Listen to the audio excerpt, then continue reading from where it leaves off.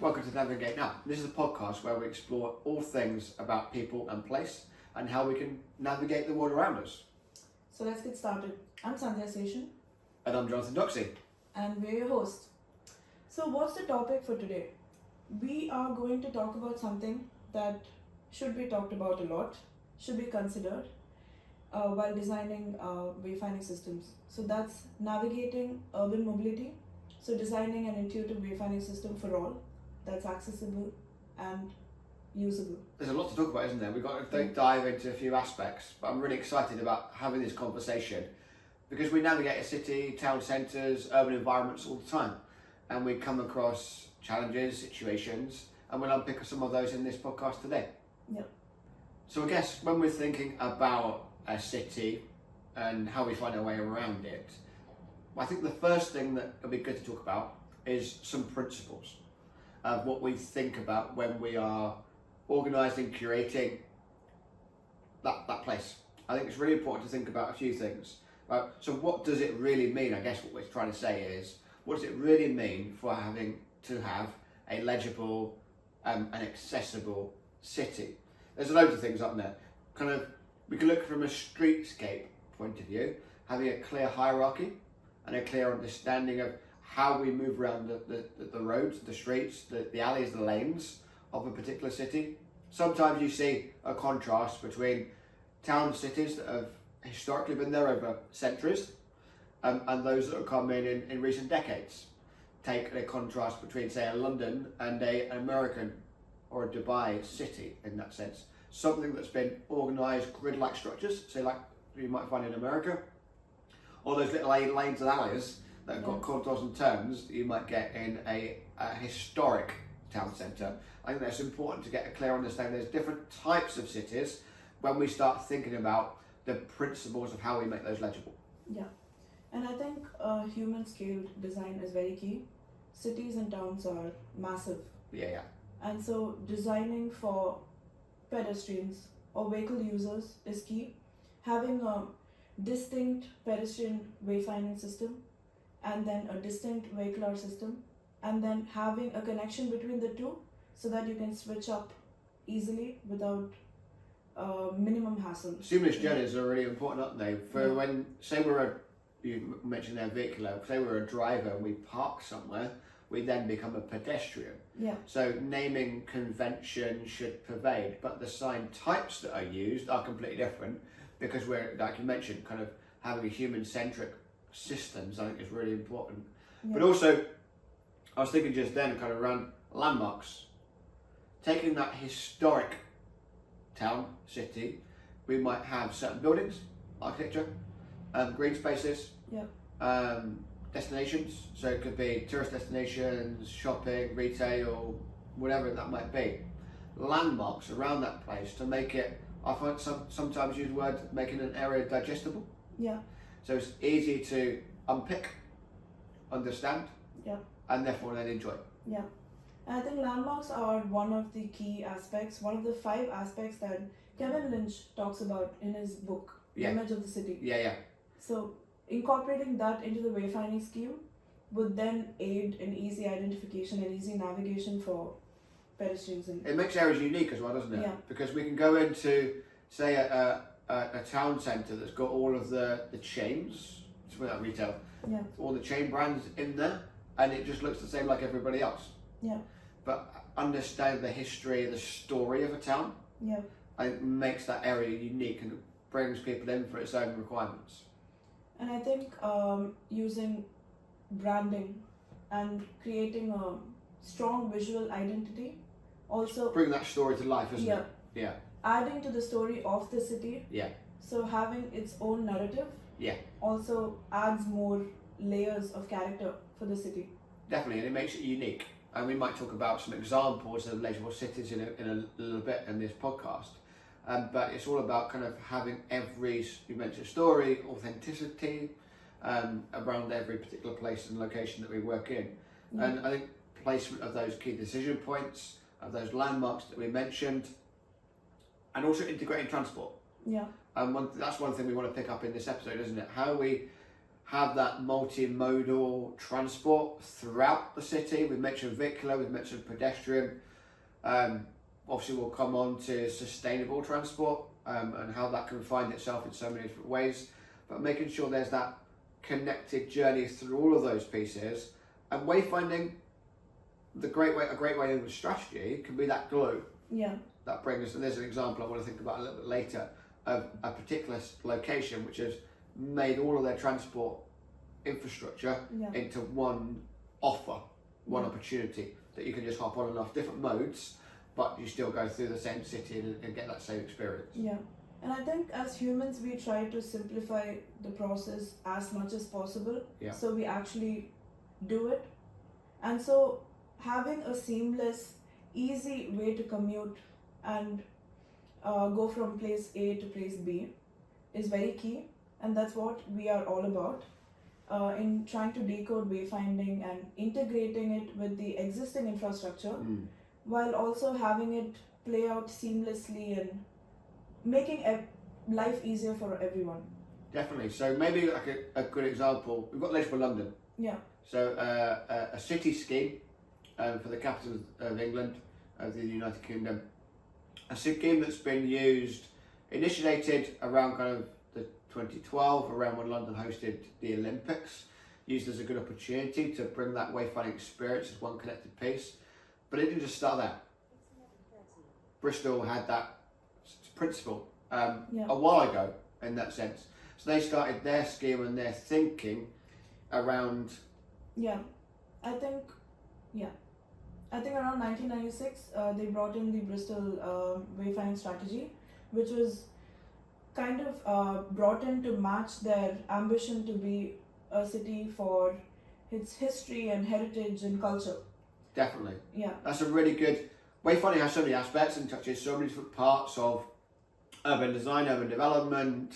If we're thinking about the city and the town centre environments, it touches so many aspects, doesn't it, that are important to often say that we should all be having a connected conversation. Yeah. There might be things around wayfinding and around navigation and experience that are not directly connected, but are critical to be working together to build that wider tapestry. We mentioned multimodal transport, but also other areas of navigation. It could be things like urban design, green space management, all of these aspects of event management, of how we then use a space and use a town together. So I think prior to Legible London, there were multiple wayfinding systems. Yeah, about 36 maybe. Yeah. Like that's a lot of different language visually. Yeah. A lot of different sign types, a lot of different naming conventions. It just creates, I guess, a system of disparity. Well, it's no system. It's not connected, is it? It's not that kind of seamless journey that you can go through the whole of the city with. And I think this scheme kind of acts like a glue that brings all of it together, enforces some consistency in the signage and the way the information is being catered to the public.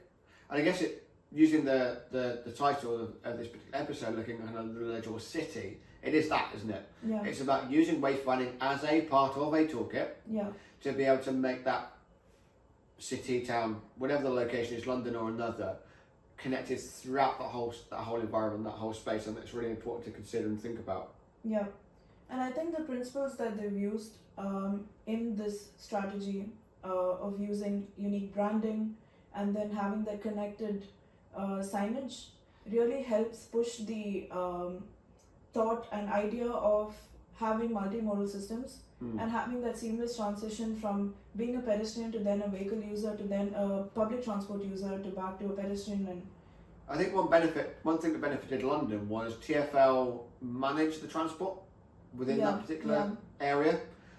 So I'm guessing if you're in a location where you've got a bus operator or a train operator that are not connected organisationally, it's important, we mentioned it a couple of moments ago, about having that connected conversation.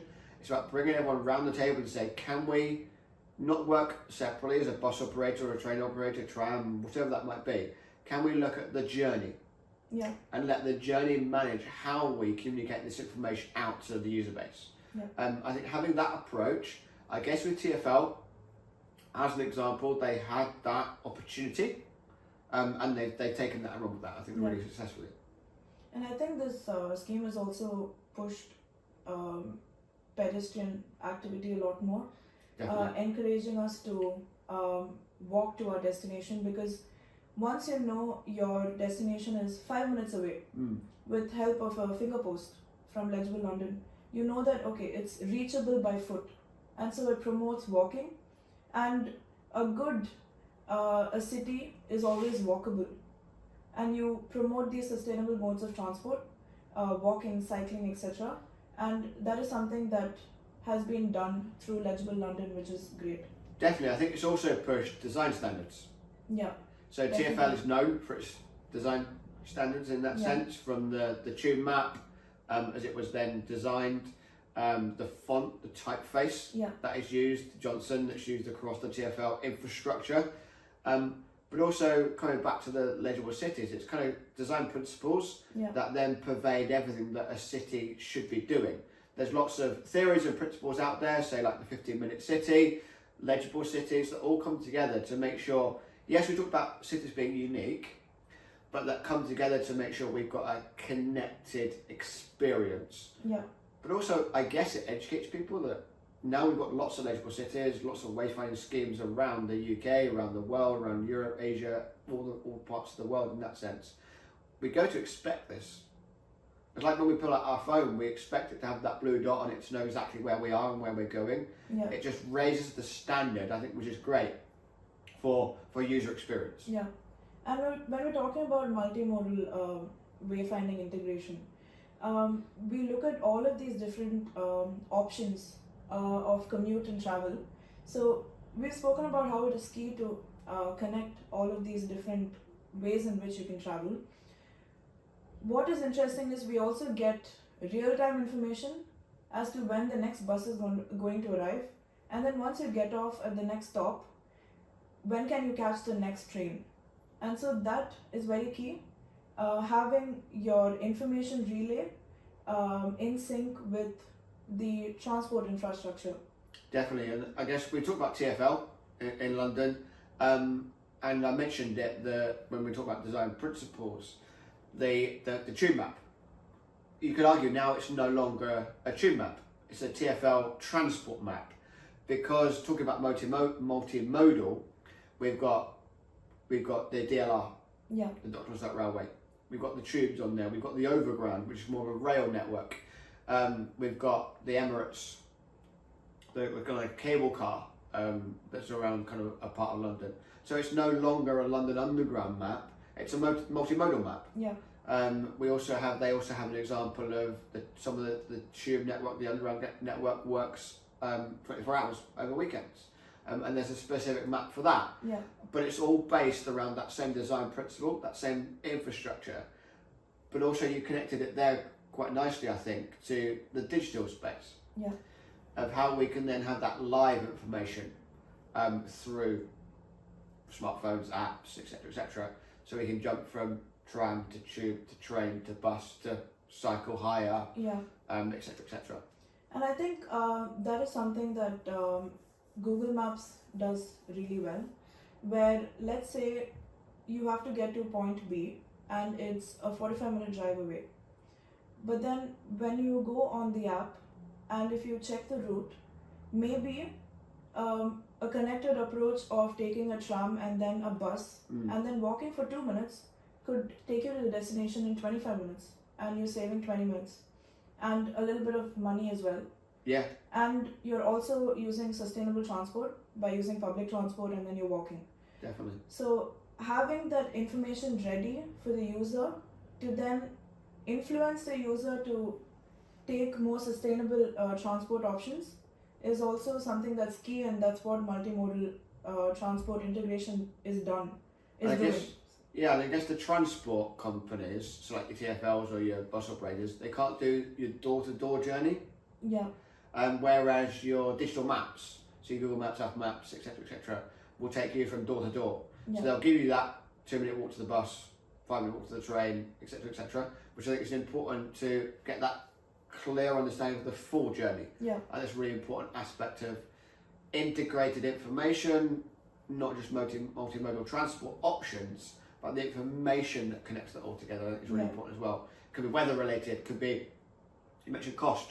Yeah. It could be 5 minutes quicker to get the train, but the travel time as well. but the travel time and the cost you can make the choice then, can't you? Yeah. It's putting that. I think a really important thing about data is putting the information and providing that, and you use that how you want to use it. Yeah, giving that free reign of decision making to the user so that they can make an informed decision based on all the information that we provide. And wayfinding is about that, providing the information so they can one can take quick, easy decisions And at the right time. That's where real-time information comes in. Yeah. If it's timetable, we've all been to the bus stop, right? And we see the list of the times that are on there, and 95% of the time it never hits it. Yeah. But if we can give real-time information out to people, timetables then kind of become irrelevant a little bit, I guess, maybe, just thinking about it. That real-time information is gospel, is truth. Yeah, in that and sense. I think through these systems, we can also ensure more accessible means of transport by, for example, having audio information that's being relayed. People that have got sight loss, it's really important to understand their needs. People with physical impairments, we're going to mention it in a second, maybe kind of like around situational impairments that people might have that come through the course of a particular type of journey you might be making. I don't want to talk about TfL all the time in that sense, but on their tube map, transport map maybe, as we mentioned, they put on there those accessible journeys, those accessible routes. What tube station can I use as someone with accessibility requirements? Yeah. And then we refine our route. Yeah. Based on those situations and that information. But providing that information, I think, is really critical. Yeah. So, as practitioners, as city planners, managers, custodians, etc., it's really important that we know everything about our destination and provide that information, because we know it. We lived in that place, we manage that place, we maybe designed that place. But someone coming for the first time won't have that information. So let's provide everything. Yeah. From toilets to where stairwells are, etc., so those users can make the experience their own.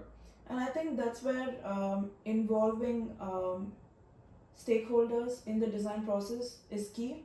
So we get a wide range of inputs. My inputs might be different from yours because my concerns might be different from yours, and so that's where I think having a wide range of stakeholders participate in the research stages of the design process is very key. And I guess that comes under something we want to cover today, wasn't it? Was that human-centered approach. Yes, we can come in as professionals, as advocates of a city, with the whole legible city mantra, etc., but it's important that it's relatable to the user, their needs, their culture, their situation. We talked about the story of the place. Yeah. It's important that all comes in, that's interwoven into the fabric of how we provide that information for that particular area, for that particular place. I think that's really critical. Yeah, and talking about that and trying to understand the context better, and how better to understand it than by understanding the people in the context. And that can be done by doing ethnographic research, trying to understand what is the makeup of your context, where are the people from, what are their ethnic backgrounds, what are the languages that are spoken. Definitely. Because let's say we have a mixed group of individuals, and English is not the first language. Yeah. Or it might be an international city. Yeah. Where you got people flying in. We're not talking really about tourists in that sense. Where you got tourists flying in or travelling in sustainable transport methods. Yeah. It's important to make sure that the information is ready and available for them. I think it's that co-creation, isn't it? Yeah. It's that collaboration to make sure that everyone's represented. We live in a real world, right? Yeah. So we're never going to solve everything for everyone, but it's important that we encompass those key needs that are that we know of. And what a better way than stakeholder engagement, like you mentioned, to understand exactly, is that taxi rank always busy at 3 a.m. on a Saturday morning after a Friday night, as it were. We need to get that clear understanding from residents, business owners, local authority individuals, etc., that know that wealth of information. We can bring that back into the design process. I think that's when we kind of know the importance of a universal design system and a design language that can be used. Because we have a wide variety of individuals using a space which is ever changing. Let's say in an airport, the type of individuals coming in today is different from tomorrow, and it's ever changing. And so having a universal design language that is consistent throughout, so it's very easily readable and understandable, is very, very key. And also making sure that that follows through in almost all transport options, because we're talking about multimodal integration.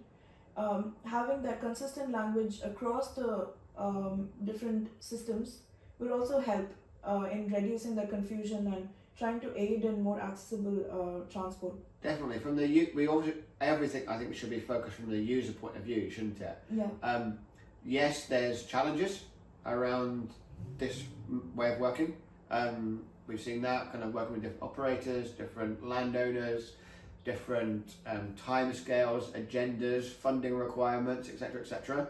But if we can take that step back as custodians of place, and then have that approach, the user will get a much better experience having that multimodal wayfinding strategy that's connected for everyone's experience. And I think tailoring the design, the system, the wayfinding system according to the context, as we spoke about, is very key. So it could be a physical disability, it could be a mental disability, or it could be a situational disability. Let's say I'm traveling to the airport. Yeah. And I have 4 or 5 bags. Yeah. We've all done it. Yeah. And if I'm going back home, I'm coming back with 4 or 5 bags again. Yeah. With a lot of stuff. And so that is a situational disability where I need to know which route is the most easiest and accessible route, where it might be step free. Yes. It might include lifts or escalators, and so that's the one I would prefer. And having that information as well is important. So that reminds me, like when I'm playing golf, you might be carrying, say, a trolley with your golf clubs in it, and there might be some stairs up to the clubhouse or down to the first tee, as it were. And what they often do, I think it's really clever, thinking about this kind of situational need, they will put a set of stairs in, but they'll put 2 little ramps down those stairs, perfectly apart, so wheels can travel from your golf trolley. I think that's really important. Oh, that's smart. Yeah, because it's thinking about the situation, Yeah. thinking about the user and their need, and then providing the infrastructure for that. I think that's really clever. And I think it's very cost effective as well, as opposed to doing a full architectural revamp of the stairwell and it can be retrofitted. Yeah. Definitely. And like thinking about, we talked about airports, thinking about kind of how we get people to those airports, whether it's trains or buses, thinking about sustainable elements. Yeah. You often see like buses that take you to airports have luggage hold areas. So it's thinking about the need of that particular situation and designing the infrastructure within the city, within the town, to be able to facilitate that. Yeah. And the transport modes, multimodal, so we can put our luggage in a bus, then on a train, and then we've got, like you mentioned, the lifts and the escalators, all these aspects of infrastructure that help that journey. That's airport specific, but it could be other situations within the town and the city environment, thinking about people with pushchairs, people with walking disabilities, etc., etc. It's important to make sure we get that perspective across the whole journey. Yeah, and also speaking about airports, we know that we have a range of people coming in. So that's where multilingual signage is key. Yeah. If you look at the Dubai airport, we have Arabic and we have English as well, so that it makes it a lot more accessible. For people who don't know Arabic, I would look at the English translation to Yeah. understand where I need to go, and that's very key. Knowing who is going to visit your location or a transport hub, and then making sure that you cater to that demographic um, based on language, based on ethnic types, Or etc. makeup. Yeah, Yeah, or yeah. makeup, Specifically, as you mentioned, kind of international destinations. That's really important to make sure we talked about in other episodes around pictograms, design principles, etc., etc. And it's really important we have all those things coming together. Yeah. And we've spoken about sustainability quite a bit. So if you have to look at sustainable modes of transport, and then making wayfinding a tool to kind of push the envelope on sustainable transport and the use of sustainable transport in a city. Yeah, I think kind of increasing that will have a massive impact, won't it, on lots of things for the city. The cities often think about emissions and pollution. Then we can cut down the use of cars and increase the use of electric modes of transport, but also sustainable, as you mentioned. Kind of, I'm thinking about walking, cycling, like getting out of a vehicle, in that sense, or using a light vehicle, so like a scooter, a bike, a push bike, or electric bike, or even all the way through to car share. If you do have a longer journey and it is a car that you need to use, sharing, carpooling.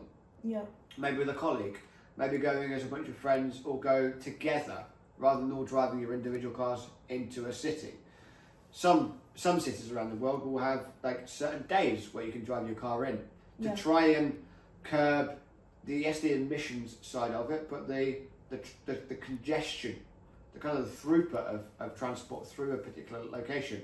These are all things to think about, aren't they, when we're helping improve experience, but also the environment that a city is. And I think economically, through wayfinding and integrating these different modes of transport and promoting sustainable transport methods, we indirectly also increase the dwell time. When we have a lot more pedestrians in the city centre, you have a lot more retail and commerce. The ambience changes, doesn't it? And you, to be completely honest, I used to cycle into uni, and then drove that same route. You get a completely different perspective of a place, depending on the mode of transport that you take. I guess, just an example, is if you fly over something, you get a different view, obviously. And if you're going down even if you're travelling through a city that's got a river, travel through the river, you'll see something completely different. Walk, run, cycle, train, car, tube, won't see much necessarily, plane, all these different modes of transport you experience in a completely different way. Just because you said you've driven down a road, I won't walk down there, I've been there before, but no, we recommend you do that, because then you'll see something completely different. And I think we're a lot more present in the location when we're walking. Whereas when we're driving, we're more in a liminal state of mind where we're thinking about the destination and how we get to it, looking at the signage and going towards the destination. Whereas we are also going in a speed that we can't comprehend what's happening around us quite clearly. And often we can respond to other people around us. So many times if we say we're out on a country walk, so taking ourselves out of the city for a moment, we're on a country walk and someone else ahead of us stops and sees something. You can kind of have that experience together. You can help people on that journey, you can ask questions, that experience is a lot richer in that sense. Ultimately, as you said, it makes the experience and the community a lot more rich and a lot more friendly. I think that's very evident in Amsterdam as well. It's a good example of that. We all know that Amsterdam is a perfect city when it comes to walkability and pedestrian activity and cycling. Cycling's key, isn't it? They're known for cycling. So what they have done in their pedestrian wayfinding system is that so they have connected almost 150 stations with maps and 3D maps of the station, etc. And they also have information on these signage taking you to cycle super highways, where you can just cycle, you don't have to worry about other traffic and other modes of transport. And that's brilliant, I think, because if you have a highway dedicated for cyclists and you can go from your train station to your home in 5 minutes if you take that highway, I would definitely go for it. And that's kind of promoting sustainable modes of transport as well. So that's. But it connects within other elements of infrastructure as well, which Yeah. I think was important. This Yeah. conversation is all about that city and that multimodal, that connection Yeah. of that journey across different types of operators and opportunities, isn't it? I think that's really key. And I think how they've made it more sustainable, they also have vehicular transport options. But how they've made it more sustainable is that while we have the vehicular transport options as a spotlight, on the spotlight or highlighted, they have the sustainable transport options highlighted, Yeah. where you can access those information more easily. And So it makes it we have to make that journey convenient, don't we? yeah, Because if a user is going out of their way to do something, or it's causing stress or hassle, Yeah. we're going to get disengagement. So we need to make sure that the solutions that we come up with as practitioners and as operators and custodians of cities and towns is to make sure it's convenient, it's logical, and it fits within the experience that people are looking to get as well from the places that we manage. yeah. So ultimately, making these decisions almost seem like the intuitive choice that you would take. We can on a influence, daily- Yeah, and we can guide and we can curate. For example, you talked about kind of dwell time. We can send people on a route that may be slightly longer, but puts them past the retail area, yeah, or allows them to experience something that's a little bit off the beaten track. yeah, I think we can do that, but it needs to be, as we said, intuitive, connected, and just comprehensive as well. yeah. I think taking you through the retail, that's something that we do effectively in airports. Yeah. Arrival, the journey is much shorter from your gate to the exit because you want to get back home once you've done your travel. Yeah. But then your departure, you obviously have to come in a lot earlier for your flight, but then that time is well spent by the signage and the architecture itself taking you through a wide range of retail experiences and then to your destination, which would be the gates. So that's kind of all encompassing, influencing travel behaviour, isn't it? yeah, In a positive way, to make sure that experience is richer, deeper, more memorable. They're going to come Yeah. back and share that. We talk about the story of a town. If people go away and talk about the great experience they've had, that's going to be great for bringing people off the digital environment and into the physical space. yeah, Obviously, we're going through a time of transition in this particular generation around the digital environment and the physical environment. But if we can tell those stories and give rich, engaging and informative experiences within our towns, within our cities, people will tell that, share that, maybe in the digital space as well, they'll share that content, but also to making sure that people come again and replicate those experiences again and again. yeah. And one of the goals in urban mobility and improving the whole experience is reducing the wait time, Yeah. increasing dwell time, but Yeah. reducing wait time, and making sure the information as to what modes of transport you can use, how you can get to your place efficiently, fast, with least amount of extra hard work that you need to do. Interruptions, yeah. Interruptions, exactly, yeah. And also gamifying sustainable travel methods, like for example, we are big on healthy eating and having a sustainable lifestyle. We have apps that guide us, that track us, that monitor. Yeah. I guess the perfect one that brings it both together from the health and the wayfinding point of view is steps. Yeah, People wear smartwatches these days, or track that through their smartphone. So how many steps have you taken today, Yeah. etc., etc. So that's a way of, like, I like the idea of gamification of this aspect of increasing walking sustainability, etc., etc. Also from not just from a walking point of view, but maybe from a miles and a eco-friendly aspect for vehicular travel. yeah, Bringing those together, using technology to bring people into that physical space, but also giving challenges, incentives. Gamification, I think, is a really interesting topic. We could expand that in another episode completely.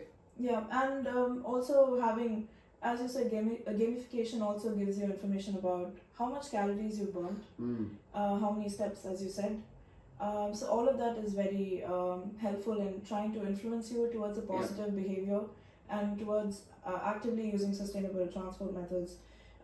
It also helps with knowing how much emissions you saved Yeah. by opting to have a more sustainable traffic option of walking instead of taking a cab. Brilliant. So That's a really important. There's loads we've spoken about there, isn't there, in this particular episode. I think just to kind of summarise it then, to kind of what does that mean across the board, I guess it's consistency. Making sure we've got a consistent journey across our town, across our city, but also levelling up the standard. We spoke about legible cities, kind of TfL, their work that they're doing, Bristol, etc., etc. Just taking that level of standard of design principle, of urban design, of wayfinding a best practice, raising the standard to give that sense of a norm of how we should be. We talked about making an area digestible, how we can make that experience as effective, efficient, consistent. There's loads of buzzwords that we could use, but I think that's probably the takeaway for me from this conversation is levelling up the standard and making sure that's consistent across maybe as well, like not just one city, but like parts of a country, a county, a whole neighbourhood. So because we don't just work in silo, do we? Yeah. We don't just live in one city and not go to the neighbouring satellite town or the village down the road. So it's about, I guess local authorities can have a sense of organisation of that experience across multiple cities. Maybe that's another conversation for another day. But consistency, I think, is a key thing for me. Brilliant. So thank you for joining us on this episode of Navigate Now. We are your host, Sandhya Seshan. And I'm Jonathan Doxey. And we're thrilled to have you on this journey of continuous exploration to understand what navigation is and what wayfinding is. 100%. So stay tuned for upcoming episodes where we'll continue this conversation, have guests and explore all the aspects of how we can improve journeys and experience around the cities, the places that we live and that we work in. So don't forget to like, share and subscribe to follow all of our latest content and also join our growing community of listeners. See you next time. Thank you.